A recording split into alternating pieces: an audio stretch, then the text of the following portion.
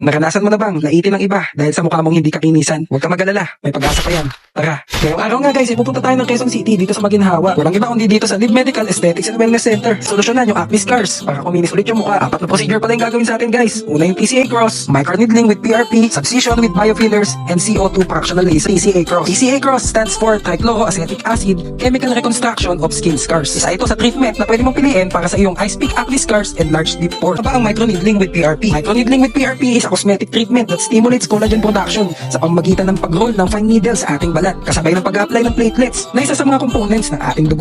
After microneedling with PRP ay tinutukan na tayo ni Doc AJ ng anesthesia dahil ang next na gagawin naman sa atin is yung subcision with biofillers. Subcision is performed using a special hypodermic needle inserted through a puncture in the skin surface. Para sa akin, ang subcision ang pinaka-satisfying sa lahat dahil ramdam na ramdam ko yung scar tissue na napipigtas. Alright, so yun, CO2 fractional laser. CO2 fractional resurfacing laser is carbon dioxide laser which precisely removes deep outer layers of damaged skin and stimulates the regeneration of healthy skin underneath. After CO2 fractional laser ay ginamitan tayo ng cold rollers para maibsan yung hapdi dahil nakaramdaman ko na. Bago tayo magtapos ay gusto ko lang magpasalamat sa Live Medical Aesthetics and Wellness Center and follow nyo na din ang kanilang official Facebook page para sa mga karagdagang impormasyon. So hanggang dito na lang muna. Ako nga pala si Power. Ingat kayo lagi.